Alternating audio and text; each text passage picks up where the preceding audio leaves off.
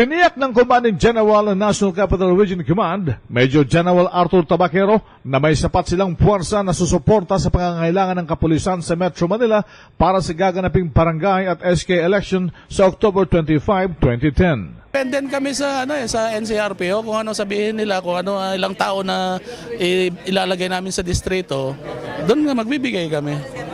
Ganon. So it all depends on the requirements of NCRPO.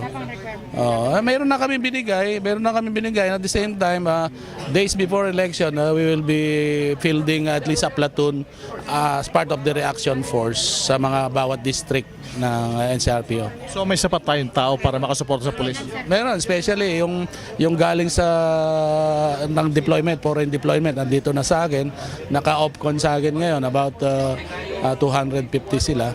So additional force namin yun, aside from the 750 combat group ng Air Force at saka yung CMO Battalion. So we have enough. Inaasahan naman ni Tabaquero na magiging maayos at mapayapa ang halalang nakatakda, partikular na sa Metro Manila. Mga karamihan siguro, it's more on personal na away ng mga kandidato. But overall, wala naman siguro manggugulo dyan na ano.